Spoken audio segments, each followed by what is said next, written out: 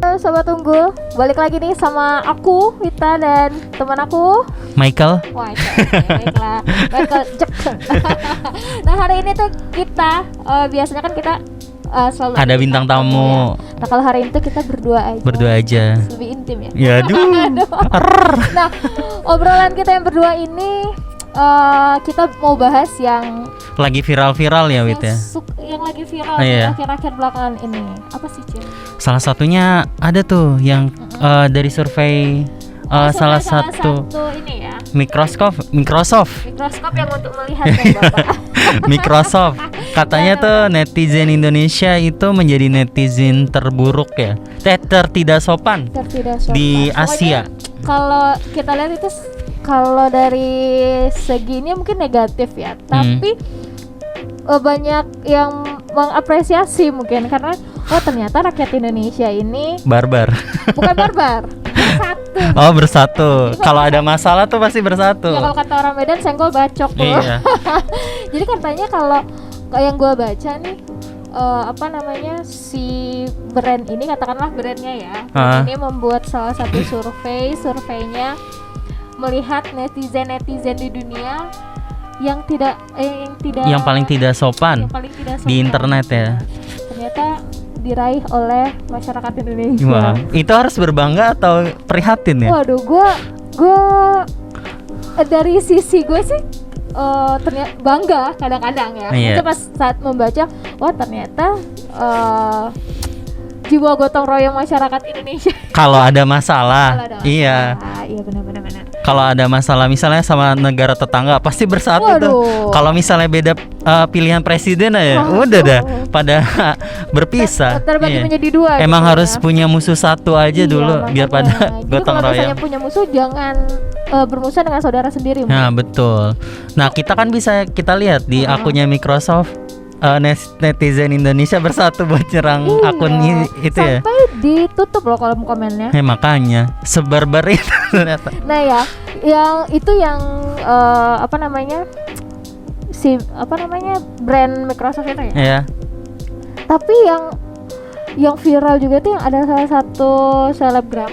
Oh iya. Ya nggak sih, selebgram sama TikTokers Indonesia. Bukan TikTokers. Ome TV yang sering main Ome TV, YouTubers tuh yang sering ngupload. Terus dia punya kasus sama si salah satu negara selebgram juga. Kazakhstan. Selebgram dia.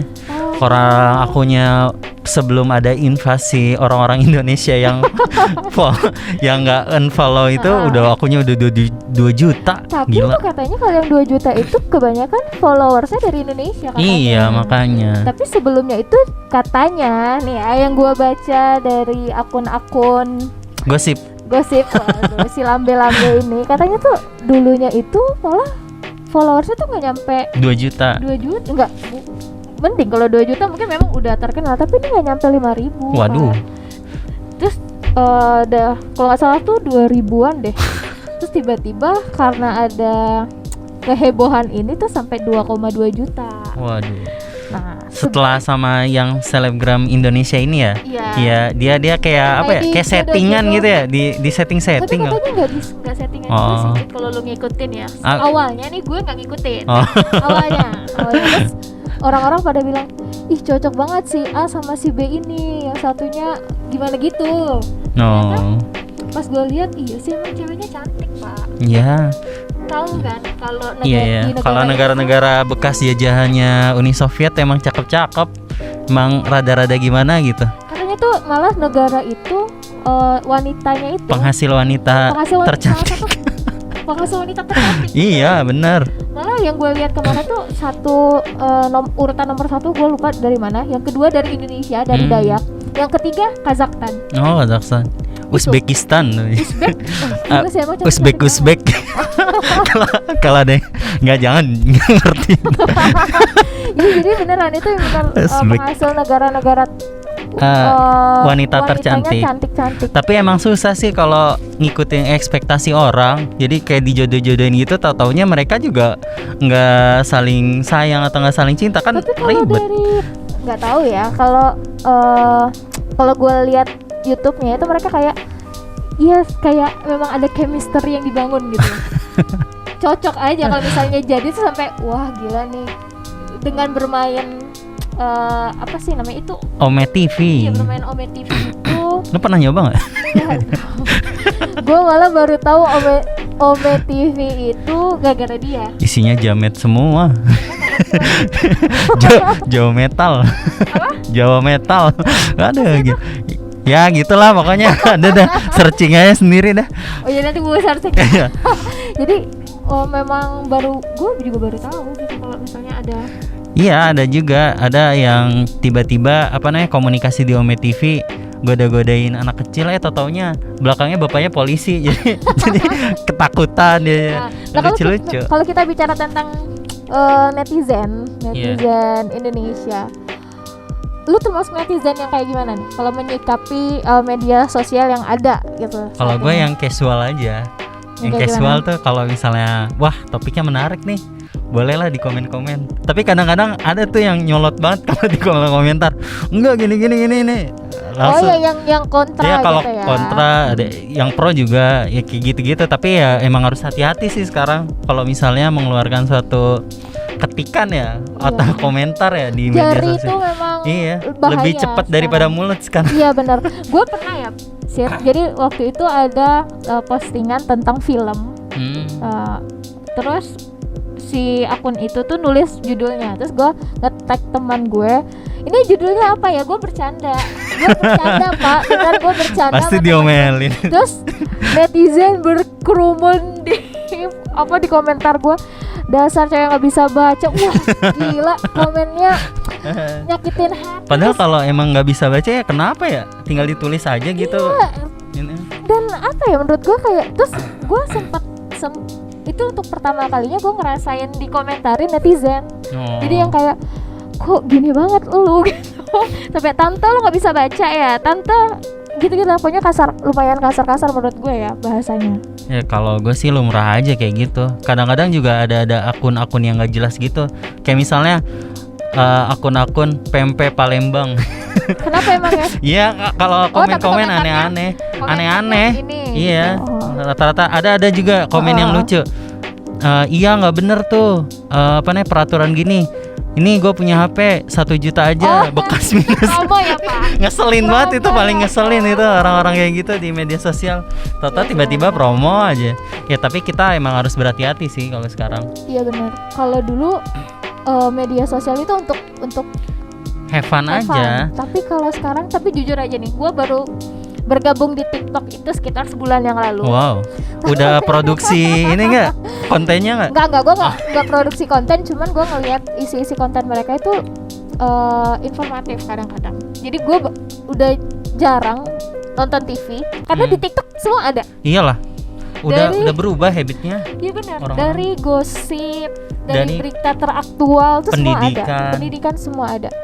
Jadi sampai misalnya lu punya usaha apa, lu bisa promosiin di situ juga.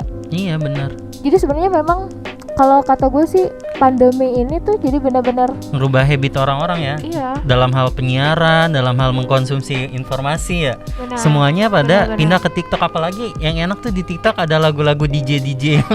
Jadi bikin terngiang-ngiang di kepala. Lu ngerasain gak sih? Tapi dulu ya jujur ya, dulu ada yang buat bukan survei sih, jadi kayak ada salah satu orang yang buat konten tentang lu kalau dengerin lagu-lagu ini pasti lu langsung joget. Tau gak sih lu yang kayak lagu-lagu TikTok gitu, terus Teteo. Kayak gitu-gitu. Terus ada si orang yang dalam konten itu tuh kayak langsung joget gitu. Dan gue yang belum bergabung maksudnya belum download TikTok itu, gue nontonnya apaan sih? Emang langsung sejoget itu gitu. Ya makanya. Ternyata itu gue belum ya. Iya. Setelah sebulan, iya enak juga. Ternyata dia menyukaiku. Ngeselin banget itu. Gila. Ternyata beneran gitu. Itu kayaknya memang merasuki ke alam bawah sadar kita. Hati sanubari. Iya, tau gak? Bahkan kalau dulunya orang-orang itu kayak memandang remeh gitu kali ya. Bahkan dulu siapa sih dulu? Adalah B ini ya si B O W O. Apa ya? Aib mungkin. Aib gitu. Aib main TikTok itu aib, tapi kalau sekarang kayaknya semuanya Iya, Pak, semua semuanya orang. ada di situ. Dari pejabat, artis aja sekarang udah semuanya main Semuanya TikTok, main gila. TikTok, benar-benar. Dari yang dulu ngebully gini-gini sekarang malah menginvestasikan TikTok tuh sebagai sebuah alat informasi media dia gitu. Iya benar-benar. Karena TV kan sekarang siapa sih? Emang lo masih nonton TV? Enggak, Enggak jujur kan? aja Enggak gue kan? enggak. Gue Iya. beli TV, Iya. tapi gue pasang Netflix, gue pasang Oh. Disney. Dan itu pun gue jarang Iya. nonton. Kalau misalnya ada film Korea bagus ya gue tonton. Tapi kalau nggak ada film Korea bagus ya gue nggak Tetap nonton. ya Korea ya. Tetap Pak, karena gimana gitu kan. Dan lo tahu nggak sih yang kasus si selebgram luar negeri dan selebgram Indonesia kemarin itu? Balik lagi nih. Iya itu sampai memecah dua kubu awalnya Pak, yang gue ikutin. Jadi satu tuh Ada yang orang pro. yang pro si negara Kazakhstan ini. Sampai bilang netizennya, lu boleh memuja K-pop lu, tapi biarkan gue memuja Kazakhstan gue. Gitu. Tapi setelah kasus si inilah ya, si selebgram Indonesia dan selebgram luar ini itu malah netizen si K-pop ini bilangnya, mana lu nggak ngejilat ludah lu sendiri gitu. Udah dah kalau udah gitu, Pak. pemuja K-pop, kalau nggak pemuja anime, udah dah habis dah itu di Twitter. Iya beneran. Itu benar-benar apa nih, fans garis keras itu. Gue jadi pengen ngobrol nanti lah ya kita. Iya. Kalau kemarin kan kita udah ngobrol sama orang-orang Korea. Waduh. Mungkin nanti kita bakal ngobrol sama fans-fansnya K-pop. Bukan yang anime itu. Anime wibu. Itu tuh mereka kalau dikatakan udah wibu tuh mereka seakan-akan menjadikan sesosok wanita yang ada di anime tuh kayak istrinya, pacarnya.